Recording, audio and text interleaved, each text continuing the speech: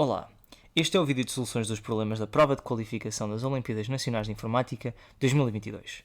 O nosso objetivo para hoje será primeiro recordar os enunciados dos problemas da prova e depois ver um pequeno sumário de cada uma das suas soluções. O vídeo estará marcado, por isso podem passar à frente para ver a solução do problema que vos interessar mais. No problema A, que tinha 3 partes, na primeira parte era-nos dado N votantes e K listas. Cada votante indica a sua preferência como uma lista entre 1 e K.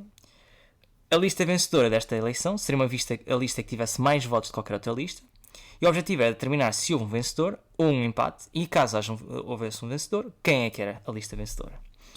Por exemplo, se tivéssemos como nesta imagem abaixo, em que os primeiros 3 votantes votaram na lista 1, os seguintes 2 votaram na lista 2 e os seguintes 3 votaram na lista 3, o vencedor desta eleição será a lista 1, exatamente porque tem 3 votos, mais votos de qualquer outra lista. Para resolver este problema, a única coisa que tínhamos que fazer era implementar diretamente o enunciado dado. É um tipo de problema de implementação que a maior parte dos concorrentes tiveram facilidade em resolver. Se tiveram alguma dificuldade em resolver este problema, recomendamos que vejam os nossos artigos de introdução à programação, onde serão introduzidos tópicos que vos ajudarão a resolver este problema. Mas no fundo só terão que ter cuidado com 2 aspectos. O primeiro aspecto, determinar se houve um empate. Para determinar se houve um empate, só temos que determinar se há 2 listas com o mesmo número de votos. Por isso, primeiro, para cada lista contamos o número de votos e depois determinamos qual o número máximo de votos que qualquer lista obteve e depois determinamos se houve alguma lista, se houve 2 listas que tiveram um número máximo de votos e caso só uma lista tenha tido um número máximo de votos, qual é que é essa lista. Este problema consegue ser resolvido facilmente com um conjunto de ciclos for ou while, ou o que quiserem fazer, e é um problema de implementação direto. A segunda parte do problema é semelhante, continuamos a ter N votantes e K listas, mas o objetivo agora é apenas imprimir o histograma de listas, dos resultados das listas. Por exemplo, nesta imagem em baixo, temos que a lista 1 obteve 1 voto, e por isso imprimimos primeiro 1. A lista 2 obteve 4 votos, 1, 2, 3, 4, e por isso imprimimos um 4. E a lista 3 obteve 2 votos, 1, 2, e por isso o último valor é um 2. E o objetivo é determinar exatamente quantos votos cada uma das listas teve. Para resolver este problema, novamente é um problema de implementação e a primitiva para resolver este problema teve que ser usada na primeira parte, por isso podem simplesmente, no fundo, imprimir os resultados, os quantidades de votos que cada lista obteve, depois de os calcular. Ou seja, no fundo é mais um problema de implementação, em que a única coisa que temos que fazer é implementar diretamente o enunciado. Finalmente, a terceira parte é um pouco mais difícil, mas também um problema de implementação.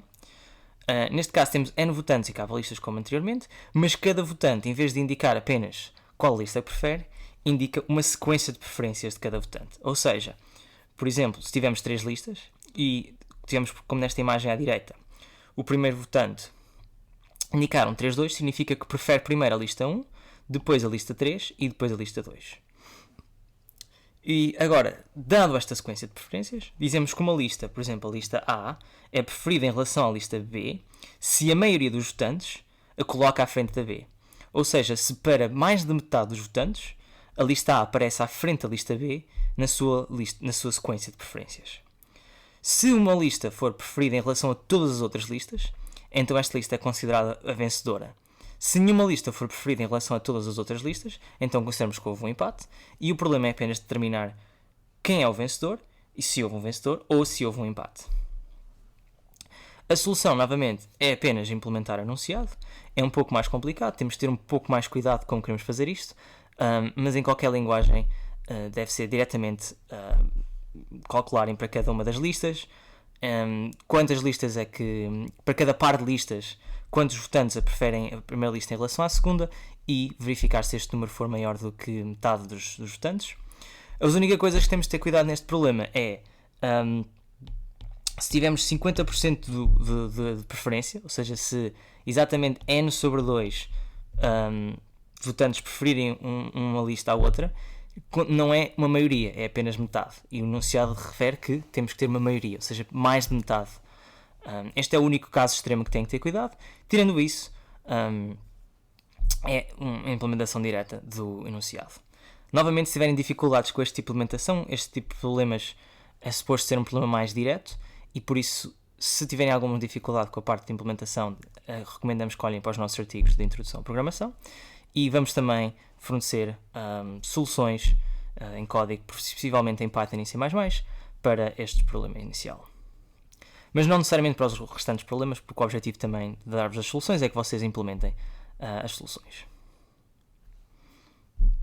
No segundo problema, recolorir a cerca, tinha duas partes. E na primeira parte era-nos dito que há N blocos colocados em linha, cada um pintado com uma cor, que é um número entre 1 e k.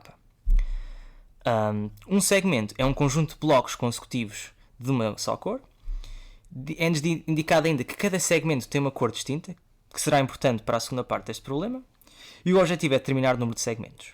Neste exemplo aqui em baixo, temos 2 blocos da cerca de cor verde, ou 3, 4 blocos de cor 6, o vermelho, um bloco com esta cor mais escura e 3 blocos com a cor azul, ou o número 4. Neste exemplo temos 4 segmentos, exatamente porque temos um segmento de verdes, um segmento de vermelhos, um segmento preto e um segmento de azuis. E o objetivo do problema é exatamente determinar quantos segmentos existem. Existem obviamente várias formas de resolver este problema. Uma forma muito simples de resolver este problema seria determinar, para cada posição i, tentarmos comparar a cor da posição i com a cor da posição anterior. Se estas duas cores diferirem, significa que estamos temos mais um segmento. Estamos a mudar de um segmento com as cores iguais às cores da posição i menos 1 para um segmento com as cores iguais às cores da posição i.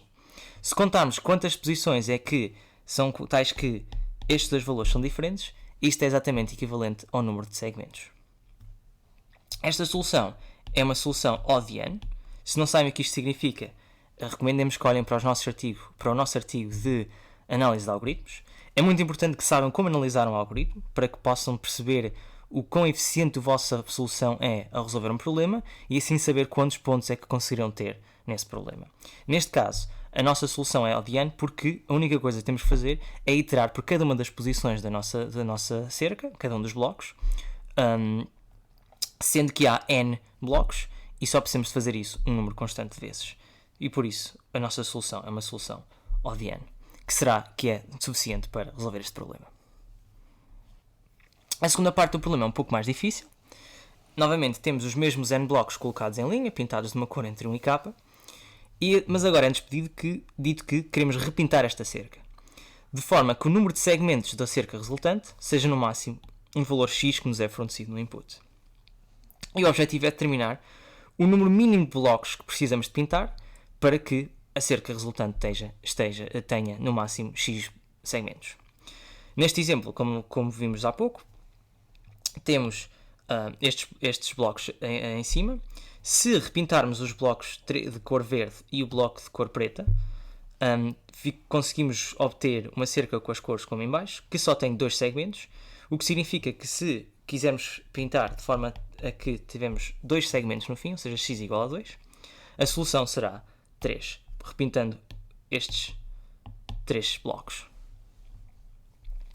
Para resolver este problema só temos que ter uma observação muito importante, que requer aquela propriedade que mencionámos há pouco, nomeadamente que cada segmento tem uma cor distinta.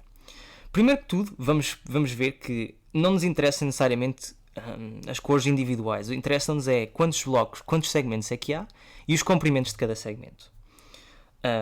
Ou seja, a primeira coisa que nós vamos fazer, vou voltar ao slide anterior, vou apagar o que nós tínhamos aqui. Neste caso, a única informação que precisamos desta cerca é que temos um bloco de comprimento de 2, ou seja, um segmento de comprimento de 2, ou seja, que tem 2 blocos.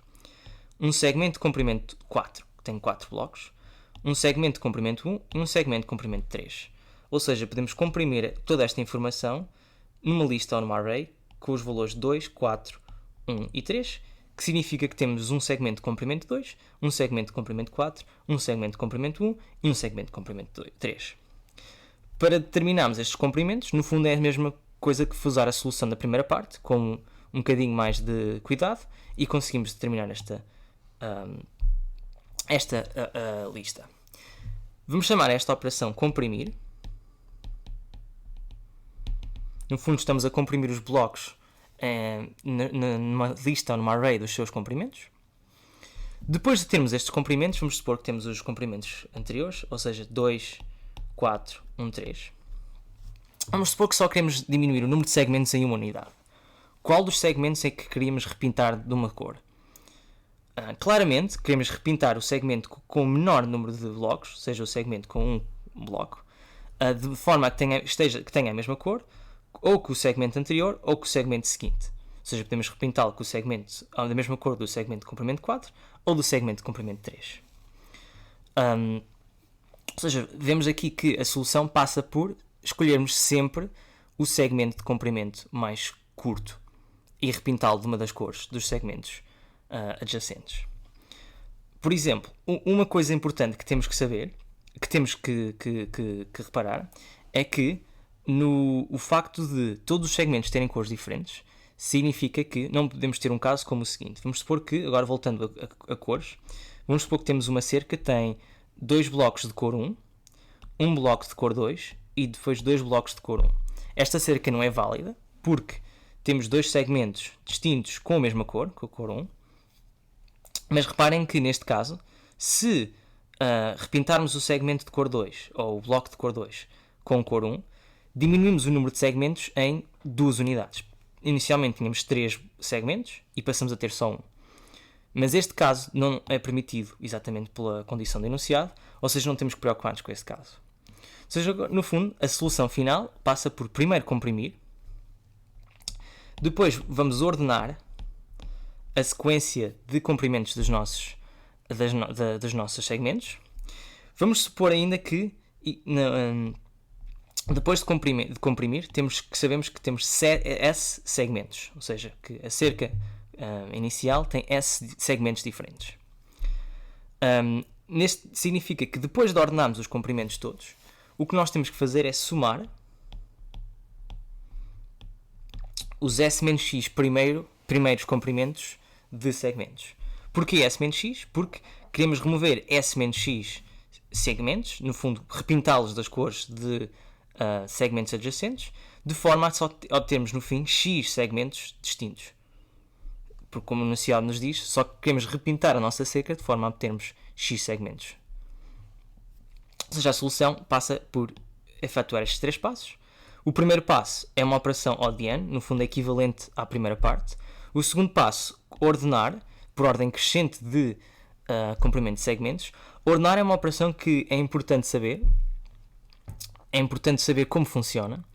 É uma operação que podem aprender mais nos nossos artigos introdutórios e que recomendamos que, se não sabem como funciona e que se não sabem a teoria da ordenação em programação, que leiam o nosso artigo.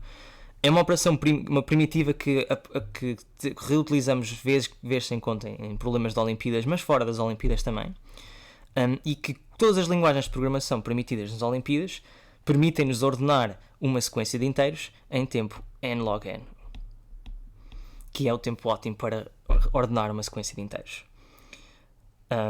E todas as linguagens têm uma função já implementada que podem utilizar, que faz exatamente esta operação em tempo n log n. Finalmente, somar os S-X primeiros elementos desta sequência é novamente uma operação ODN, só temos que passar por estes elementos uma única vez, ou seja, a nossa solução é uma solução O de n log de n, visto que é a operação mais custosa das 3 que temos aqui, e é assim que resolvemos este problema, exatamente porque O de n log de n é suficiente para passar no tempo do problema. No problema C, também de 2 partes, na parte 1 pede-nos para determinar o comprimento do maior segmento de azulejos limpos, em que um segmento pode ser vertical ou horizontal. É-nos dada uma matriz de D por D, que representa azulejos em que cada um pode ser ou limpo ou sujo, e temos que escolher, determinar o comprimento do maior segmento de azulejos limpos.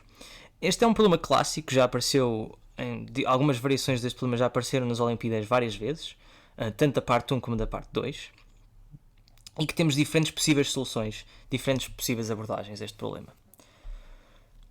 Vamos ver uma abordagem possível. A primeira coisa que temos que reparar é que determinar o comprimento de um segmento vertical ou horizontal é exatamente a mesma coisa. Se tivermos um algoritmo que nos determina o comprimento do maior segmento vertical, se rodarmos a nossa matriz em 90 graus, então o mesmo algoritmo determina o comprimento do maior segmento horizontal. Por isso só precisamos de nos focar nos segmentos verticais. Vamos nos focar então nos segmentos verticais. O algoritmo que vamos tentar fazer, ou que vamos tentar descrever, vai olhar para a nossa matriz e vai considerar a matriz coluna a coluna. Vamos supor que começamos com uma coluna qualquer, por exemplo, vamos começar a primeira coluna e vamos determinar o comprimento do maior segmento vertical nesta primeira coluna. E o objetivo será, no fundo, irmos crescendo o maior segmento que já vimos até agora e irmos mantendo o comprimento do maior segmento que já vimos até agora. Ou seja, uma possível abordagem será guardarmos duas variáveis. Uma variável que vamos chamar de mx, que representa o maior comprimento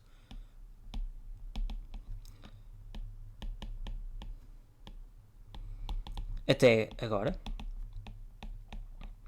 Ou seja, à medida que vamos pesquisando na coluna, vamos marcar o maior comprimento de um segmento que vimos até à posição onde estivemos. Ou seja, no fundo, podemos imaginar que estamos a descer na nossa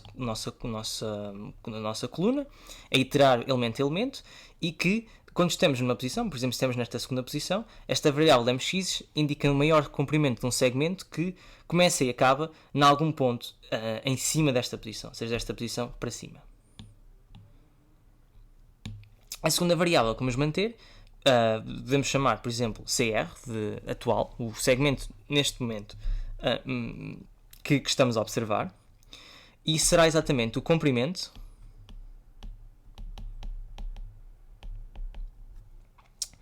do segmento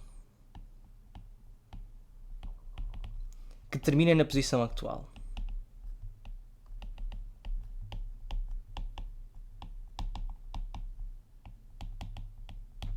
Ou seja, se estivermos, por exemplo, a terminar, se estivermos na segunda posição desta coluna, o comprimento do maior segmento que termina na posição atual, ou seja, que termina neste azulejo, tem exatamente o comprimento 1, que é o segmento que só inclui este azulejo.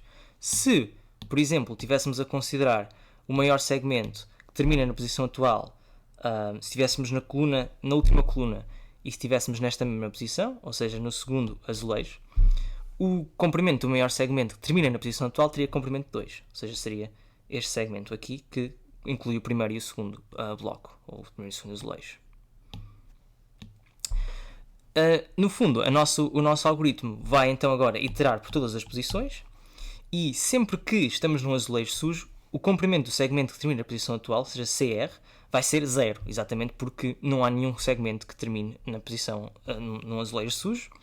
Sempre que estivermos num azulejo limpo, vamos incrementar esta variável. Vamos somar a variável CR, exatamente porque estamos a crescer o segmento que vimos até agora em uma unidade. Por exemplo, se estivermos a aplicar este algoritmo nesta coluna, começaríamos por ter tanto mx como cr a 0.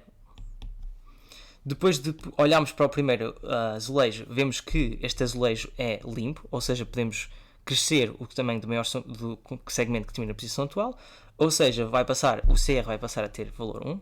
Deixem-me marcar aqui para ser mais claro. E o mx vai ser sempre o valor máximo que o CR obteve em qualquer uma das iterações, ou seja, o mx vai passar a ser 1 também. Quando olhamos para o segundo azulejo, no fundo vamos crescer o maior comprimento do segmento que termina na posição anterior, que terminava na posição 1, e vamos passá-lo a 2, exatamente porque temos outro azulejo limpo, ou seja, podemos crescer o tamanho deste segmento em uma unidade. Ou seja, passamos a ter um CR igual a 2, e o mx, como é o máximo, também vai passar a ser igual a 2. No terceiro azulejo fazemos exatamente a mesma coisa, passamos o CR para 3, e o mx também passa a ser 3, porque é o máximo de qualquer um dos valores. Mas quando chegamos ao último azulejo, verificamos que este azulejo é sujo, ou seja, colocamos o CR a 0, porque não existe nenhum segmento que termine neste azulejo. Mas o mx continua a 3, porque lá está, o mx é sempre o máximo de qualquer um dos valores dos CRs. E este é o algoritmo, fazemos isto para todas as colunas, e que reparem que este algoritmo, para cada uma das colunas, só precisa iterar os elementos da coluna uma única vez, ou seja, a complexidade deste algoritmo é exatamente, para cada uma das D colunas, uma operação de olhar para cada uma das D colunas, uma operação que passa por todos os elementos dessa coluna, que são D, ou seja, D quadrado. E este algoritmo é, obviamente, o algoritmo mais eficiente possível, porque a nossa grelha, a nossa matriz tem D quadrado de elementos, e por isso é o algoritmo mais eficiente que podemos ter, e, mais importante do que isso, é um algoritmo que passa no tempo permitido para este problema. Na segunda parte, um bocadinho mais difícil, agora temos que determinar a área do maior quadrado de azulejos limpos. Não é tão fácil, não podemos fazer exatamente a mesma ideia, exatamente porque não podemos simplesmente crescer numa direção, temos que crescer em duas direções ao mesmo tempo. Mas este problema é também um problema que, como já disse anteriormente, já apareceu de alguma forma nas Olimpíadas, já temos problemas muito semelhantes anteriormente, por isso é que se tiverem treinado alguns dos problemas das qualificações passadas e das finais passadas, devem ter-se deparado com um problema deste género. Há várias soluções para este problema. Vamos ver uma solução muito simples que utiliza uma técnica chamada programação dinâmica. E no fundo o que nós vamos fazer nesta solução, vamos manter uma array que vou chamar de DP, que DP significa Dynamic Programming, é um nome clássico que damos a uma array de programação dinâmica, e que a DP de IJ, podemos pensar que IJ é uma das coordenadas da nossa matriz, ou seja, por exemplo, se tivermos I igual a 2 e J igual a 2, representa exatamente este azulejo aqui, esta posição. A DP de IJ representa o maior lado do quadrado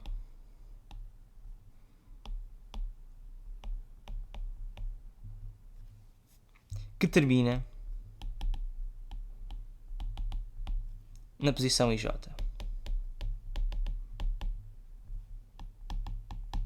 seja, muito semelhante ao que tínhamos na solução da primeira parte, em que só tínhamos um segmento e que estamos aquela variável CR representava exatamente o maior segmento que termina numa certa posição, mas neste exemplo, em vez de termos um segmento, temos um quadrado. Por exemplo, para a posição, para este azulejo, o valor de DP deste azulejo seria 1, porque o maior quadrado é só o quadrado que inclui este azulejo. Para este azulejo seria 2, porque o maior quadrado é exatamente o quadrado que inclui estes azulejos. E reparem que estamos a olhar só para o lado do quadrado e não para a área. E a resposta será, olhando para todos os DPs, o valor de DP de todos os nossos azulejos, vemos o lado maior que podemos obter e pegamos nesse valor, pegamos no quadrado desse valor e essa será a resposta. Mas a pergunta agora é, como é que nós determinamos este DP de IJ eficientemente? Reparem no seguinte, se tivermos um quadrado que termina numa posição ou melhor, vamos tentar determinar para uma posição IJ o maior quadrado que termina nesta posição. Vamos supor que sabemos então qual o maior quadrado que termina na posição I-1, J. O maior quadrado que termina na posição IJ-1. E o maior quadrado que termina na posição I-1, J-1. Não vou conseguir escrever aqui, mas...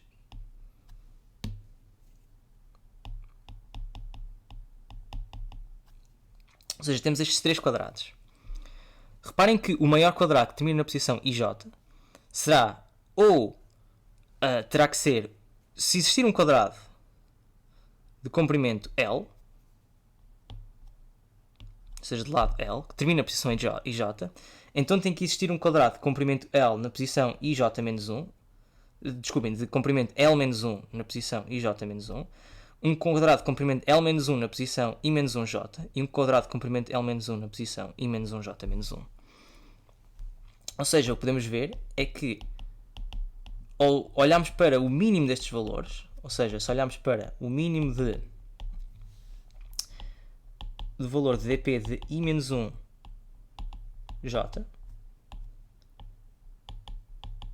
e J-1, I de I menos 1, J menos 1. E somarmos 1, obtemos um comprimento do maior quadrado que termina na posição IJ. Isto assumindo que o azulejo na posição IJ é limpo. Se o azulejo na posição IJ for sujo, então o 2P de IJ será 0.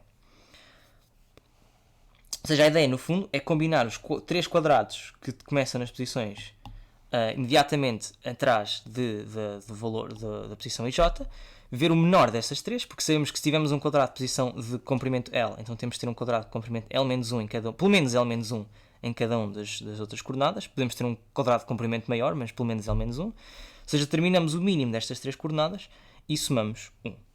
Esta solução não é muito óbvia, mas recomendo que pensem um pouco porque é que isto funciona e tentem desenhar alguns exemplos e ver que realmente isto funciona.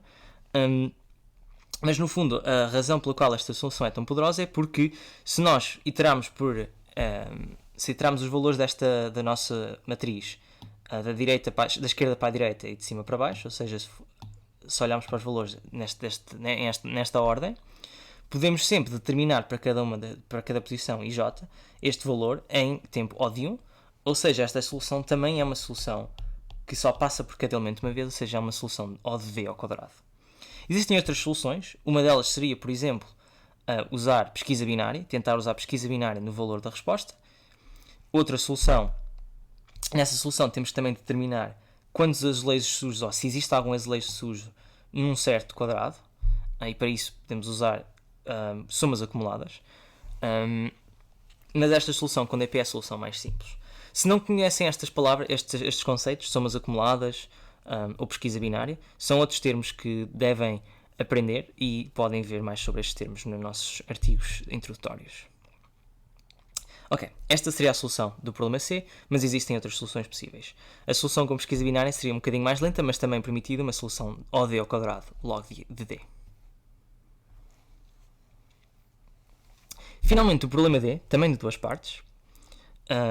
Um problema um bocadinho mais difícil que os antigos e um bocadinho menos comum. Um problema em que o enunciado é um bocadinho diferente. Neste problema temos N tarefas, em que cada tarefa tem que ser efetuada entre um par de horas, em as horas AI e BI, e que queremos efetuar o máximo número de tarefas, em que se duas tarefas se superpuserem, só podemos efetuar uma.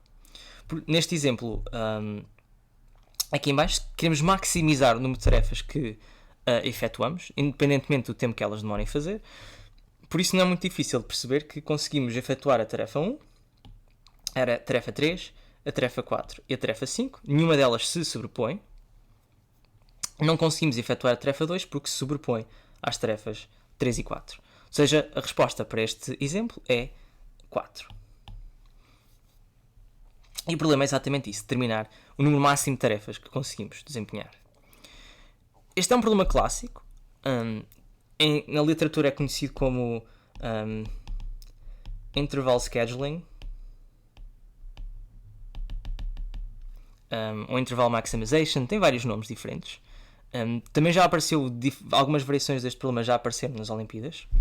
E no fundo este problema, para resolver este problema, aplicamos uma estratégia greedy, em que a ideia é que primeiro vamos ordenar as nossas tarefas por tempo de término, ou seja, por B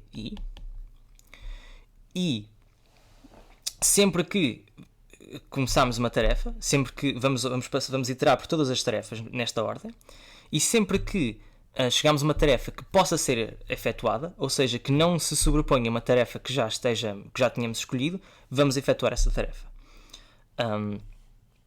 E no fundo, para fazer isto, só temos que manter uma forma de pensar nesta solução é manter o que nós chamamos uma sweep line, ou seja, uma linha que estará a andar da esquerda para a direita. E esta linha está-nos a indicar a posição final, ou a primeira posição, em que podemos efetuar uma tarefa. Mais concretamente, se aplicássemos este algoritmo, este exemplo, inicialmente esta linha, que pode ser representada por um inteiro, vamos chamar a posição de linha ou LN, que inicialmente podemos dizer que LN é igual a 0 e que depois vamos aumentar em medida que a linha vai avançando da esquerda para a direita. Ordenamos as nossas tarefas por tempo final, desempatando com o tempo inicial arbitrário, porque não nos vai interessar. Ou seja, iríamos começar por processar a tarefa de valor, a primeira tarefa, a tarefa que termina na posição 5, e vamos executar essa tarefa. Ou seja, ao executarmos essa tarefa, vamos passar a nossa sweep line, o nosso valor de LN, para 5. Significando que não podemos executar qualquer tarefa que comece antes da posição 5. E escolhemos esta tarefa como uma tarefa que vamos executar. De seguida, vemos a tarefa 3. Movemos a nossa linha para a posição 3, ou seja, para a posição 6. Ou seja, passamos a nossa linha para a posição 6. Executamos a tarefa 3 e, novamente, não podemos executar qualquer tarefa que comece antes da posição 6. De seguida, vamos executar a posição 4. Novamente, ordenamos pelo tempo final, ou seja, estamos as primeiras que terminam mais cedo. Fazemos a mesma coisa, movemos a linha, executamos a tarefa 4. Agora, quando chegamos à tarefa 2, reparem que começa antes da nossa linha. A nossa linha neste momento está na posição 7, mas a tarefa 2 começa na posição 5. Desculpem, está na posição 8. Mas a tarefa 2 começa na posição 5, ou seja, não a podemos executar. De seguida, executamos a tarefa, vamos processar a tarefa 5, verificamos que começa depois da posição 8, ou seja, vamos executar a tarefa 5 e mover a linha para a posição 12. E por aí fora. Para implementar isto de forma eficiente, só precisamos de ordenar as nossas tarefas e passar por elas, ou seja, uma solução de ODN log de n. Mas no fundo a solução é ordenar pelo tempo final e escolher sempre as tarefas que podemos executar que não se sobreponham a tarefas que já tínhamos escolhido. Porque é que isto funciona? Fica como exercício para vocês pensarem porque é que esta solução realmente funciona.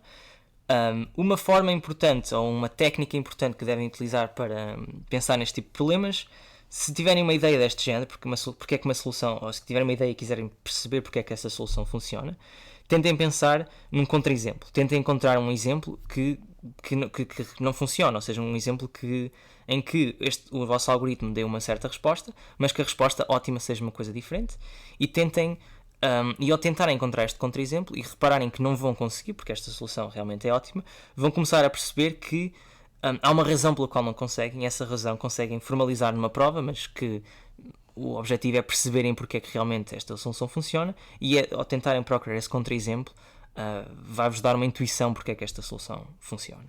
É um truque que podem aplicar em vários problemas, é um truque muito poderoso de tentar encontrar contra-exemplos às vossas ideias. Porque se conseguirem encontrar um contra-exemplo, sabem que a vossa ideia está incorreta. Se não conseguirem encontrar um contra-exemplo, que estão de certa forma a conseguir provar que a vossa solução está correta. Obviamente que não é uma prova formal, mas que a intuição de procurar esse contra-exemplo vai-vos ajudar a resolver o problema, ou encontrar uma prova que a vossa solução funciona, e até vos pode ajudar até a melhorar a eficiência do vosso algoritmo, ou vos mostrar alguma intuição extra ou observações extra que podem ser úteis para a solução do problema. Na parte 2, é um bocadinho diferente da primeira parte. Nesta parte, novamente temos N tarefas com tempo de início e de termínio, mas temos agora ainda um robô que consegue efetuar qualquer uma das tarefas, mas só uma de cada vez, como nós, e podemos ativar este robô e desligá-lo uma única vez. E queremos calcular a duração do intervalo do tempo mais curto em que o robô tem que estar ligado para terminar todas as tarefas. Ou seja, no fundo, podemos pensar nisto como temos duas entidades a efetuar tarefas. Uma entidade no enunciado do problema era a Cláudia, que tem tempo infinito, digamos assim, não temos que controlar propriamente o tempo de efetuar tarefas para essa entidade. E a segunda entidade, este robô, queremos minimizar o tempo, a diferença entre o tempo em que a unidade de tempo em que o colocamos a funcionar e a unidade de tempo em que o desligamos. Neste exemplo aqui, portanto, queremos efetuar todas as tarefas, ou indicar que não é possível. Neste exemplo aqui em baixo, podemos ver que a Cláudia pode efetuar as 3 tarefas em baixo, ou seja, as tarefas 1, 2 e 5, porque não se sobrepõem. E o robô pode efetuar as tarefas 3 e 4. E como a tarefa 3 começa na unidade de tempo 5 e termina, a tarefa 4 termina na unidade de tempo 8, só precisamos de ter o robô ligado nestas 3 horas. E este é o mínimo, ou seja, a solução, a resposta para este exemplo é 3. Para resolvermos este problema, é um pouco mais complicado que o problema anterior. Inicialmente até parece que não temos qualquer tipo de ideia de como começar, de como atribuir as tarefas a um robô ou à Cláudia. Mas a primeira coisa que vamos tentar fazer é realmente determinar se conseguimos terminar todas as tarefas. E podem rapidamente perceber que se tivermos uma sobreposição de 3 tarefas, por exemplo, se tivermos uma tarefa extra, uma tarefa 6, entre as unidades de tempo 7 e 9, então é impossível terminarmos todas as tarefas, exatamente porque temos uma sobreposição de 3 tarefas entre as unidades de tempo 7 e 8. Ou seja, a primeira coisa que temos de fazer é determinar se existe uma sobreposição de 3 tarefas. Para o fazermos, a solução passa por usarmos a ideia da primeira parte, de usarmos a ideia de termos a nossa sweep line que está a andar da esquerda para a direita. Esta sweep line, obviamente, que é uma abstração do que nós estamos a fazer, mas como vimos na parte anterior, isto equivale a guardarmos uma variável LN que representa a posição desta sweep line e que vamos processando de evento a evento. E para cada posição vamos marcando quantos eventos é que estão ativos, ou seja, quantos eventos é que interceptam a nossa linha. Ou seja, inicialmente, quando estamos na posição 2, a nossa linha intercepta um evento, o evento 1.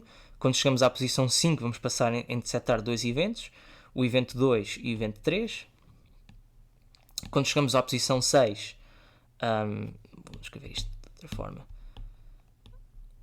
Quando chegamos à posição 6, voltamos a só ter um evento, o evento 2.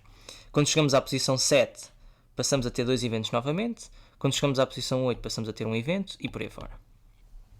E no fundo o que nós estamos a fazer é exatamente o que fizemos na parte anterior, em que coordenamos por tempo de termínio e temos que, neste caso, em vez de escolher uma tarefa para executar, estamos a contar quantas tarefas é que se sobrepõem ao tempo atual. Se em qualquer altura tivermos 3 ou mais tarefas que se sobrepõem, então não conseguimos terminar todas as tarefas. Ou seja, esta seria a primeira parte do que teríamos que fazer para resolver o problema. Mas agora temos que realmente determinar o objetivo do problema, qual o tempo mínimo que o robô tem que estar ativo. O que vamos fazer agora? Vamos assumir que realmente conseguimos terminar todas as tarefas. Nunca temos uma sobreposição de mais de 2 tarefas. Vamos criar uma estrutura de dados, ou vamos criar uma representação dos nossos dados, em que 2 tarefas, por exemplo, a tarefa 2 e a tarefa 3, estão ligadas se houver uma sobreposição. Ou seja, vamos criar o que no fundo é um grafo. Se não sabem o que é um grafo, nós temos artigos sobre isso e podem aprender sobre o assunto no nosso repositório de artigos do Loop. Mas no fundo o grafo que nós vamos representar é relações entre tarefas. E no fundo a relação que estamos a representar é se existe ou não uma sobreposição. Ou seja, se as tarefas 2 e 3, se tiver uma sobreposição, vamos representar, vamos ter uma aresta entre as posições 2 e 3. Ou seja, no fundo, vamos ter uma lista para cada uma das tarefas. Temos uma lista com todas as tarefas que se sobrepõem a essa tarefa. Ou seja, para a tarefa 1 não temos nenhuma tarefa se sobrepõe à tarefa 1. Para a tarefa 2 temos as tarefas 3 e 4. As tarefas 3 e 4 sobrepõem-se à tarefa 2. Para a tarefa 3 temos a tarefa 2. Para a tarefa 4 temos a tarefa 2. E para a tarefa 5 não temos qualquer sobreposição. Depois de guardarmos, ou depois de termos esta representação, reparem que para todas as tarefas que não têm qualquer sobreposição, ou seja, para todas as tarefas, por exemplo, como a 1 ou a 5, que não têm qualquer tarefa ligada a essa tarefa ou qualquer sobreposição, devemos ter a Cláudia pode simplesmente fazer essa tarefa, porque nunca vamos precisar do robô para fazer, nunca vamos ter uma escolha, nunca há uma sobreposição, ou seja, a Cláudia pode simplesmente fazer essa tarefa. Ou seja, podemos ignorar completamente as tarefas que não têm qualquer sobreposição. E, no fundo, o que nos resta é um conjunto de tarefas que vão ter sobreposições e podemos ainda determinar componentes conexas. Ou seja, podemos, neste caso, determinar que temos uma componente de tarefas tais que existe um conjunto de sobreposições entre estas tarefas, ou seja, que no grafo temos um caminho entre quaisquer duas posições ou qualquer duas tarefas. E vamos ter um conjunto de componentes conexas. Vamos ignorar este exemplo e ver se calhar um exemplo mais complicado. Se olharmos para esta representação como um grafo, vamos ter um grafo de tarefas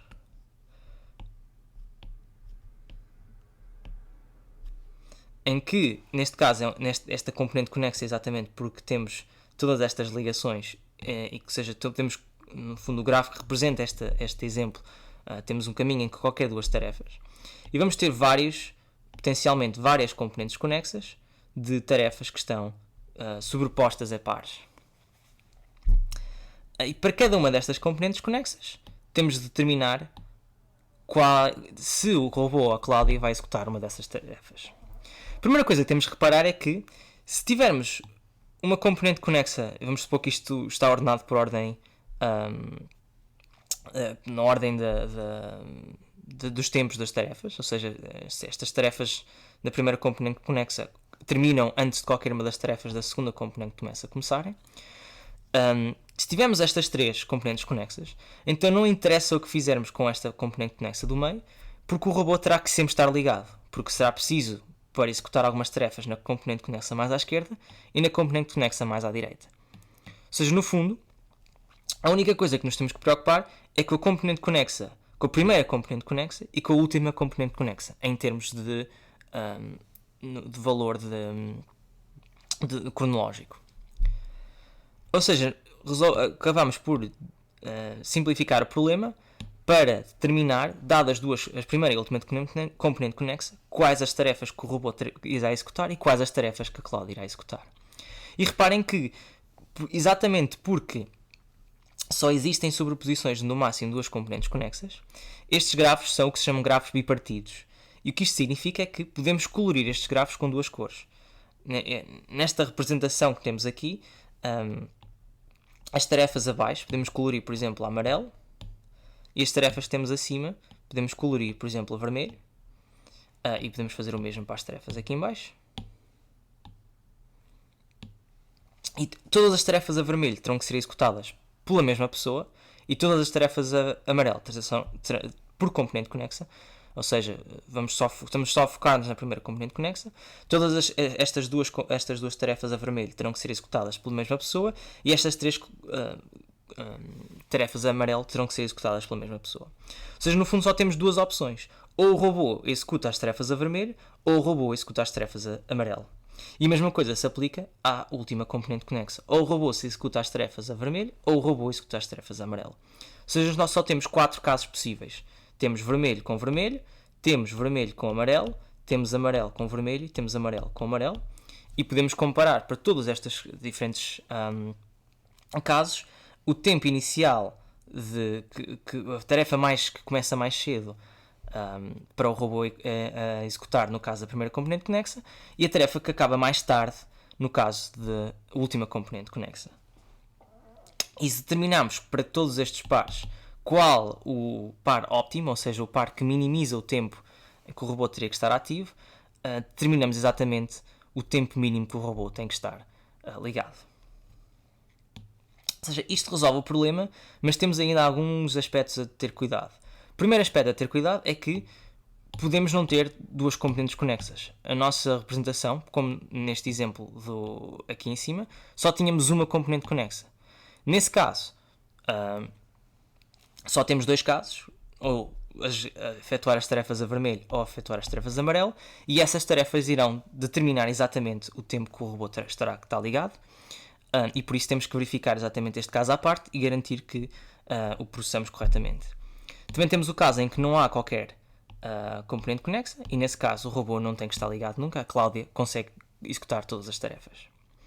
A última coisa que temos que nos preocupar é como é que nós determinamos o grafo de sobreposições.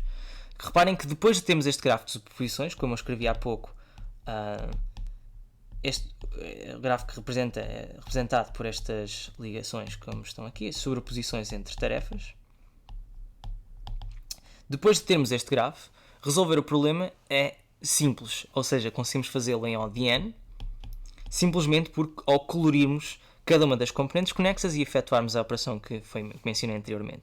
Colorir a componentes conexas é uma operação que conseguimos fazer em tempo ODN, porque cada cor implica, ao escolhermos a cor de uma das tarefas, esta cor vai implicar as cores de todas as outras tarefas. Por exemplo,